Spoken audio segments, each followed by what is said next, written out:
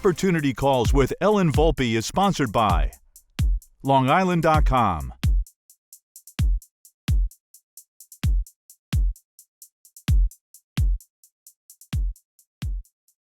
Joining me today is Devin Kulka, CEO of the Kulka Group. Thanks for joining me today, Devin. Thank you for having me. You've had a unique position from working from the ground up to the CEO of the Kulka Group, having assumed the responsibility at a very young age.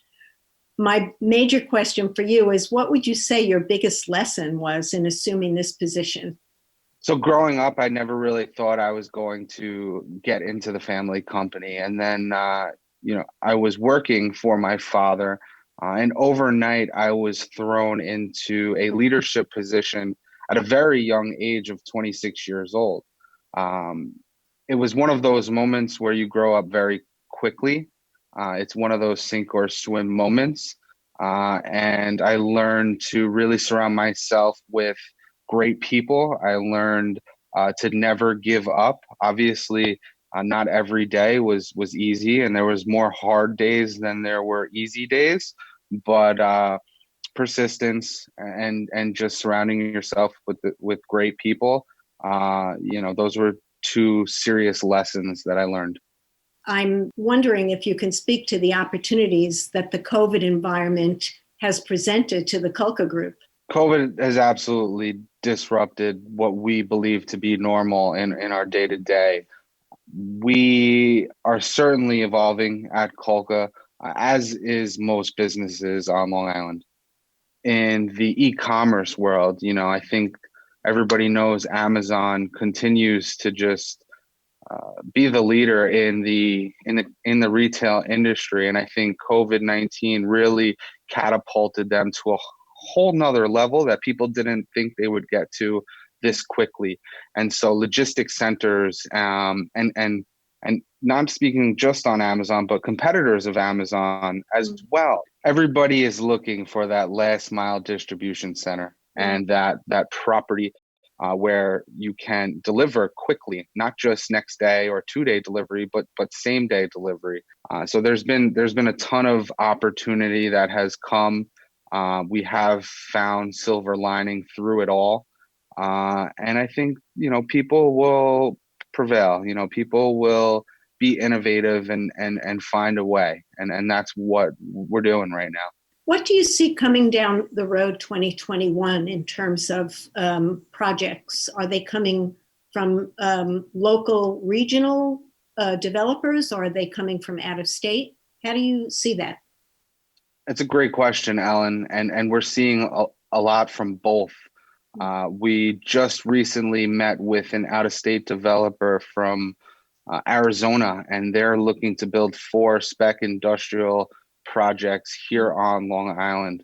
We're also working with a developer that's based out of Cleveland, Ohio, and there's still a ton of local Long Island developers here that continue to invest in Long Island, but there's no doubt a large influx of out-of-towners and out-of-staters that are looking to invest in Long Island. Is your business mostly commercial, or do you find yourself looking at some residential projects that might be affordable housing or some other types of projects? We definitely do commercial. We do commercial, multifamily. Affordable housing is definitely something that we've been looking more to since COVID-19. We believe that it's almost recession-proof. People are always going to need a place to live, and especially on Long Island where property taxes are so high, it's important to give the community an affordable place to live. We don't want the millennials, as they call me and us, moving off Long Island anymore. We need to give them an affordable place to live, and in a place where they can live, where they can work, and where they can play. Yeah, I couldn't agree with you more. And I'm so excited that you're at the forefront of those types of projects. It's really great to support a person like you because you get it. I know that we spoke about a potential deal that you're working on, and also something that you're involved in now with your own company. Could you tell us about those things? We launched Kulka Interactive, which is a media platform for people in the business world that are creating their own content, and be that centralized source for business content, whether that's podcast, vlogs, blogs. We put this out in order to connect business people. So that's definitely something that is different than your typical, real estate and construction company. And that's something that we're doing to evolve with the times. But we're definitely focusing on building last mile distribution centers, affordable housing projects, multifamily projects. We are working with all of the top developers in the region and across the US to bring these things to fruition. But we're also working on some of our own deals as well that we are going to be the managers of. Giving back is a privilege and one that you take seriously. And as an active member of the Board of Trustees at Leukemia Lymphoma, I wanted you to speak to what it has taught you to be involved, especially this past year. It really grounds me. The Leukemia Lymphoma Society is a wonderful organization, and it's probably the proudest thing that I do on my day to day, and just being a part of such an amazing organization.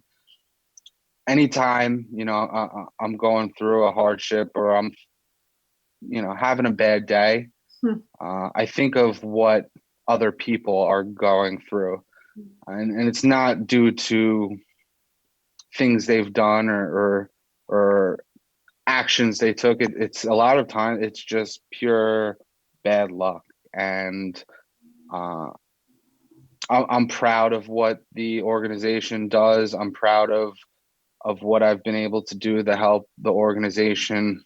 I think we've grown since I got involved 3 years ago, and I really hope we are setting the standard and for what should come future years. And I hope that even when I'm done with LLS and my 4 years on the board is up, I know they're going to continue to grow and do better and continue to help people, because that's what it's all about, is helping your neighbor, helping people, and just doing the right thing. Yeah, I'm proud to see what you've done and what impact you're having on the lives of the people that are impacted by the disease and all blood cancer. And I'm proud to be sitting next to you on that board. I'm wishing you a safe and happy holiday season, Devin. Thanks for coming to see me today. Thank you for having me. Opportunity Calls with Ellen Volpe is presented by ABA, American Business Associates. To learn more about ABA, visit aba-ny.com. I'm joined today by psychotherapist and meditation instructor, Jennifer Shapiro Lee. Thank you for joining me, Jennifer. Thanks, Ellen. I'm excited to be here. You've left a very successful career in fashion to enter the field of mental health. Your training is incredibly extensive and covers so many areas of specialization. When I looked at that, I was just amazed at the depth at which you have decided to study this particular area. Your level of education is so impressive. It's really remarkable.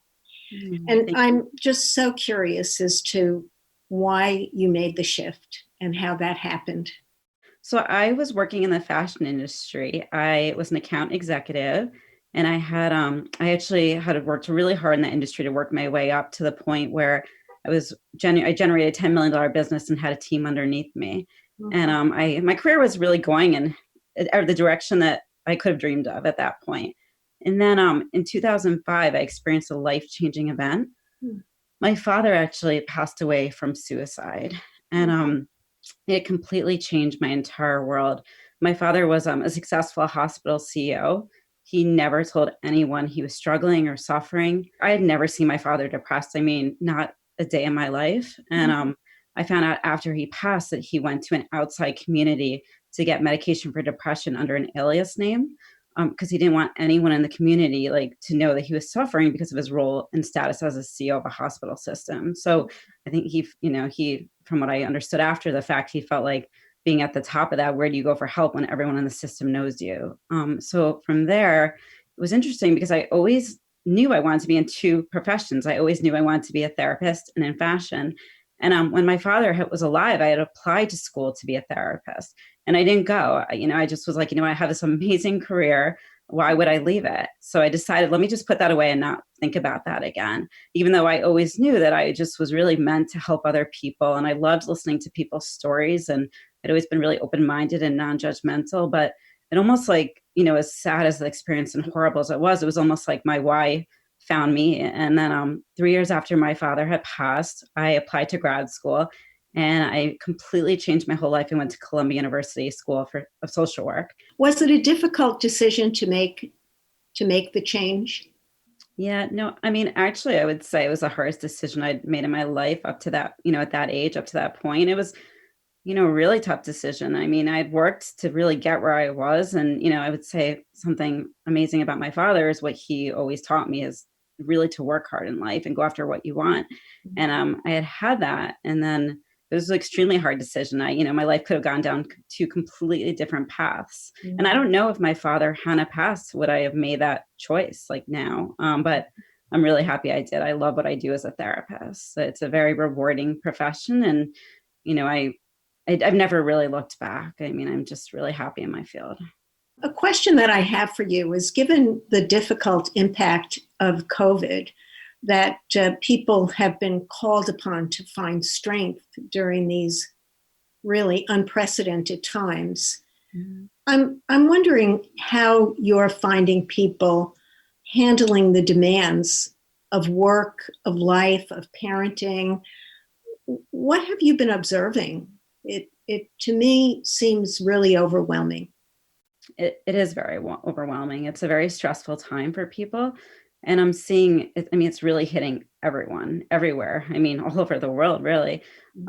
In my practice, it's interesting. People, not interesting, it's hard. People are struggling. People that went off medication are, possibly going back on. There's people who've never dealt with anxiety and now seem to have anxiety at times, or stress. Obviously everyone has stress, but I've seen people who said, I never had depression and now I'm depressed, or, so it's really affecting everyone. The uncertainty, people really like to have answers on what's going to happen. And, this uncertainty out there is really hard for people, just not knowing exactly when this is going to end. I would say that's what I get the most of, people saying, but I don't know when this is going to end. If I had an end date, I could make sense of it. Now that there's a vision for vaccine, do you think that that in and of itself is going to give people more hope, more hopefulness than they've had?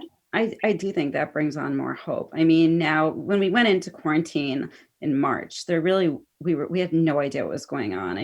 There was not much hope then because people were so confused. And I think going into the winter months, it's already hard enough sometimes in the winter. Knowing that there's a vaccine around the corner, I do believe that brings hope to people, because then at least there's some end in sight. It doesn't feel so far out of reach like it did initially. I'd like to talk about mindfulness, because as one of the things that you've studied, yet another thing, I know that you're certified in this area, and it's a word that's been showing up. It creates bright spots for people, for those who embrace it. For those who are just wondering about what does it all mean, and those that are actually committed to it. I'm wondering if you could speak to the benefits of embracing it. Mindfulness really means being present in the moment with what you're doing. So much of life, right? We drive somewhere and we don't even really see the nature around us, or, we're with family members and in our minds, maybe we're thinking of something else. And, things just kind of pass us by. It's sometimes really hard to be present in the moment. We're either worrying about the future, lots of times about things that don't even happen, or we're focused on things in the past. And being mindfulness is really trying to train your mind to be in the here and now. And the reason why I ended up going to get trained in mindfulness and being a certified meditation teacher is because I saw so many people in my practice, dealing with anxiety and worry. And the research kept showing that mindfulness and meditation are really good for worry, anxiety, people's well-being. I mean, the health benefits are really endless. Basically, anything you can get out of physical working out, you can get from meditation and mindfulness, except for obviously changing, the way you look with your body. But, everything as far as better immune system, overall happiness, better well-being. If they actually put two people in an MRI machine, one who meditates and one who doesn't, they see a difference in the structure of their brain with less stress than the person who's a consistent meditator. So when I think of mindfulness and I think of this time of year, it's Thanksgiving. We're all talking about gratitude. I guess looking for your opinion, that gratitude probably has the same impact on our psyche as the mindfulness. Are they interchangeable in terms of their impact? Yeah, I mean, the research also shows that if one were to practice gratitude, that they would have better overall well-being and just increase happiness. So I actually recommend to my clients to have a gratitude list, especially like maybe on their phone where they can go see it when they're feeling down and, struggling. And, some people even do gratitude list every morning, like just to get up and think of like 3 things you're grateful for. It's a great way to start the day. Thanks for joining me today, Jennifer. I wish you a safe and healthy holiday season. Thank you for having me on. I hope you have an amazing holiday season as well. American Business Associates is New York Metro's premier business development and networking association. To learn more about ABA, visit aba-ny.com. I'm joined today by clean water specialist, Michael Rosenberg. Mike, thanks for joining me today. Nice to be here. So, like me, your grandfather left a legacy. My grandmother, who left me with one because she was a networker in 1923, was very impactful in my life, although I discovered that sort of late in my life. And I'm wondering if you can share with us how your grandfather's inspiration impacted your life and what he did for a living. Going back 100 years ago, my great-grandfather was a seltzer man, horse and buggy, literally before cars, with the old squirt bottles and Fox's You Bet. And my great-grandmother, in her Russian accent, said, one son's going to be a doctor, one son's going to be a lawyer, and that's the way it was going to be. But my grandpa David, although he graduated Fordham Law School, wanted to go into his father's seltzer business. And he had a real entrepreneurial spirit, convinced Welch's grape juice to mix the grape juice with the seltzer and started selling door-to-door, Purple Passion. It was this spritzed up Welch's grape juice, and started a home delivery soda company called Hammer Soda. And when I graduated college, I also was supposed to go to law school, but by accident ended up in the meat and seafood business, also door-to-door. And my parents were beside themselves that I would be in such a business instead of go to law school. But he was on the sidelines going, just go for it, follow your heart. Greatest decision next to marrying my wife that I ever made, and grew a large national company.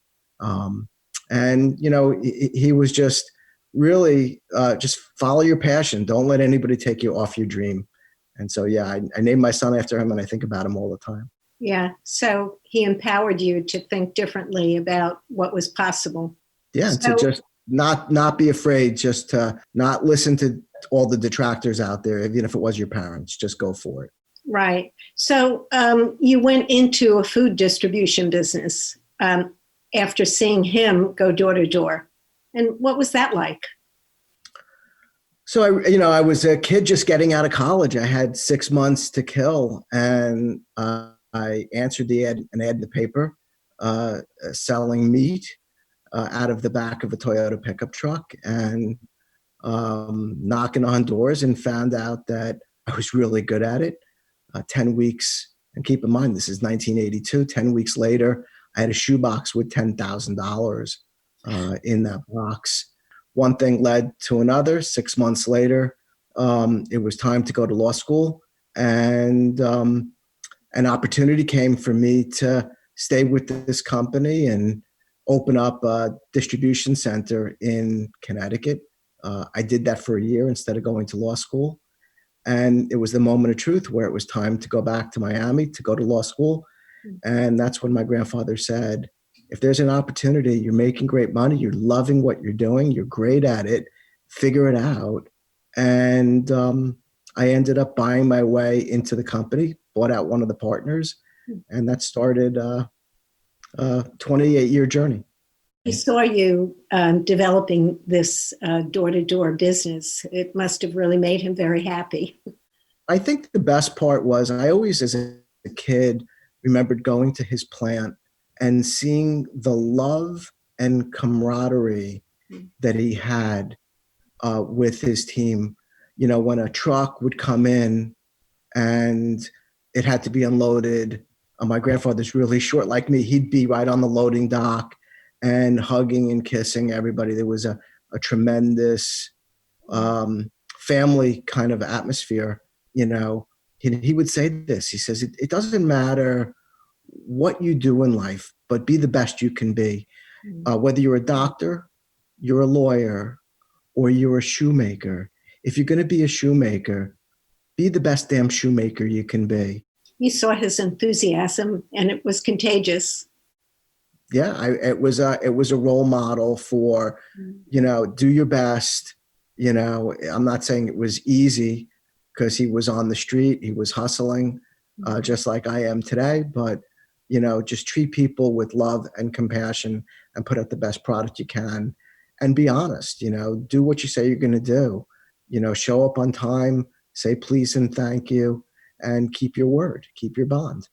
That's fantastic. My next question has to do with the fact that you've done so many things, from food distribution to solar systems to now this business that you find yourself in with passion, water purification.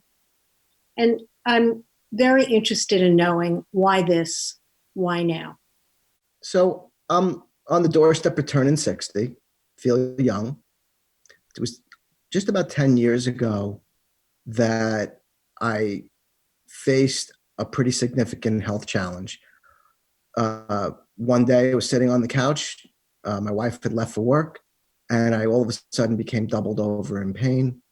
And I could barely get myself into my car and drive to my doctor's office, who sent me right into the hospital. And all I was told at that point was that I had what they called a marker on my pancreas. It turned out to be acute pancreatitis, which is painful. But I went through a period of time before my pancreas was so inflamed that I couldn't get a biopsy on that growth for about 4 months. And so, you know, when somebody tells you you have something on your pancreas, you know, you can't help but assume the worst.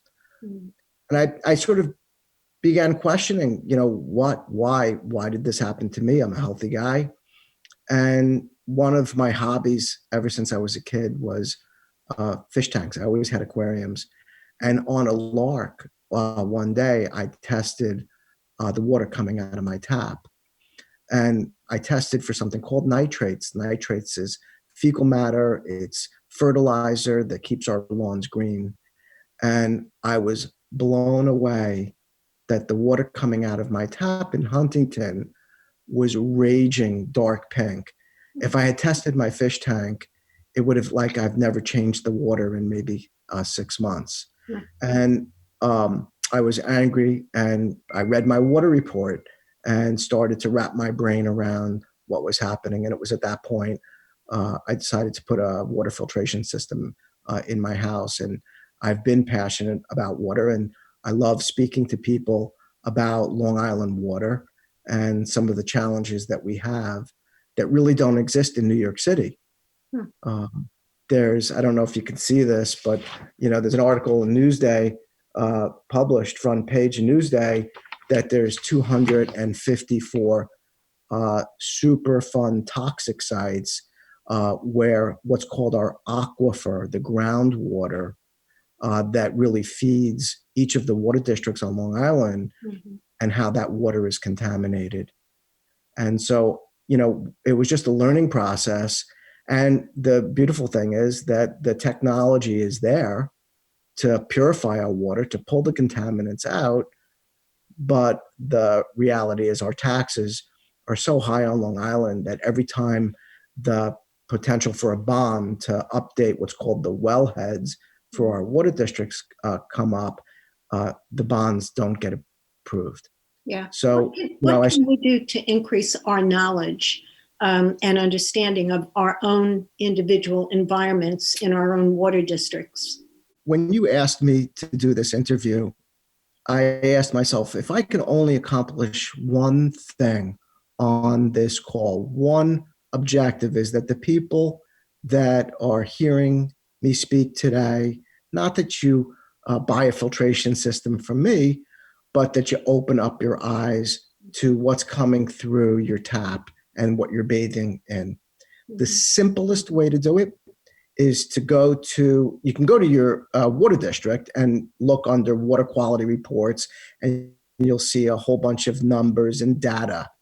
But a simpler way is to go to a website called EWG.org, Environmental Working Group. 4 bars down, you'll see a glass of water. You click on that glass of water. You'll need to know your home zip code and then the name of the water district that you're paying your water bill to. When you input that information, you'll see an orange button. It says View Utility. Click that button, and then you'll see a number in a circle. And that circle, it tells you how many contaminants are in your water that are above health guidelines. And then if you scroll a little bit further, it'll tell you what they are. And then there's a chart that will explain to you which kind of filtration will attack what was in that circle, whether it's a carbon-based system like a Brita filter or a refrigerator filter, or the next level up is called reverse osmosis, which will strip all the contaminants out, or if you're filtering from the water main, something called an ion exchange. So it'll lay it out for you there. Before we wrap it up, you've been an ABA member for many years. And as we approach the end of 2020, it having been a very thoughtful year, unusual year, I'm just wondering if you might share how ABA has impacted you this year in particular.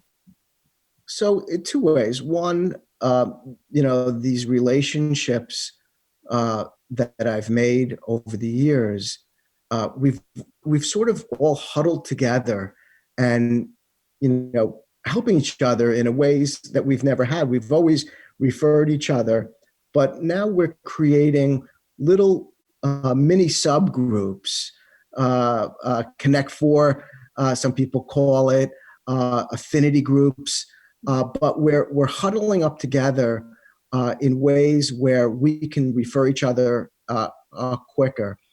And the other is that there are members in our community that have been displaced. There are things that are happening in their business and they have to pivot. And our community is coming together like one giant family to help them. So it's really been awesome. And, during COVID, ABA has been a life preserver for me and hundreds of other of my my friends out there. That's great. That's great. I really enjoyed having you today, Mike. Thank you for having me. Opportunity Calls with Ellen Volpe is sponsored by LongIsland.com. American Business Associates is New York Metro's premier business development and networking association. To learn more about ABA, visit aba-ny.com.